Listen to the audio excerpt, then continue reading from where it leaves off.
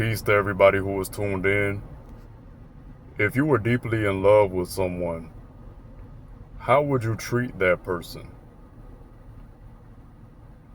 And if you were deeply in love with someone, could that person do any wrong in your eyes?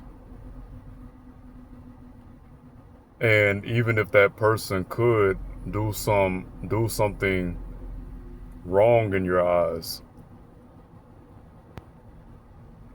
how would you treat them in spite of that? After you think about it for a few minutes or a few seconds and you get your answers, it follows that this is how you are being called to have a relationship with yourself, right?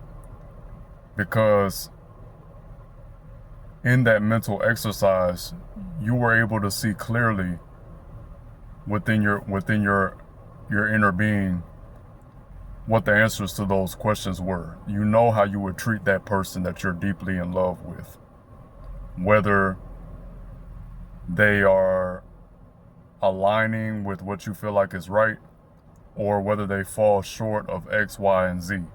You would definitely be more inclined to love them in spite of that. And they have the saying in this world that love is blind. So this is what I'm speaking about. That blind love that you would have for this special person that you're deeply in love with. You need to turn the lens around and apply that to yourself. That is the level of self-love that you are being called to right now. And in the second question, or the third question, if that person could do some wrong in your eyes and fell short of X, Y, and Z, how would you treat them in spite of that? The answer to that question is going to be the key that you need to get you through your most difficult moments in this life.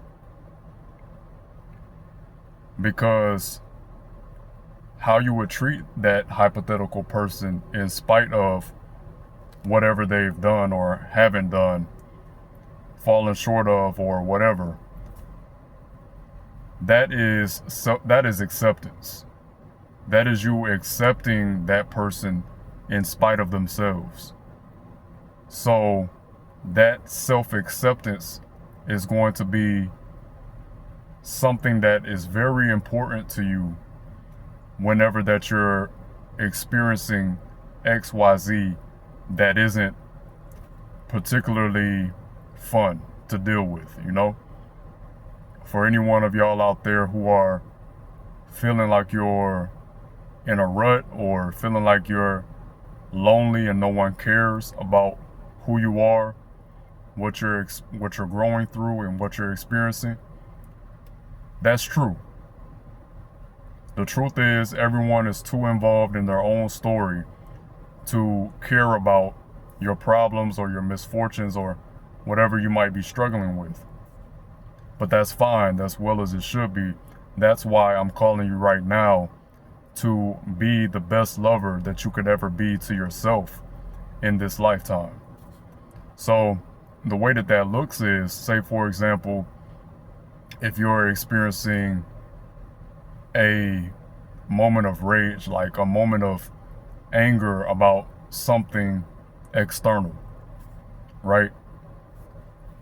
As soon as you catch it, you can tell yourself, you can speak kindly to yourself. You can be your own best friend in that moment and tell yourself, hey, I do get that you're experiencing some type of emotion of anger, and that's normal.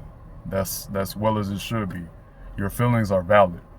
But let's take a step back from this thing and see if we can have some type of solution that is going to be harmonious so we don't throw ourselves off track or do something that we regret.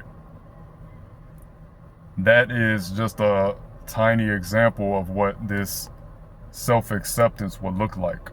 Because in that hypothetical, when you are looking at someone who you're deeply in love with, if they fall short of X, Y, and Z, you'll accept them and you'll love them in spite of that, no matter what that looks like. And so apply that to yourself. You need to be there with and for yourself when everything is all good, when everything's all lovely and butterflies, rainbows, and roses, and when it's not so much.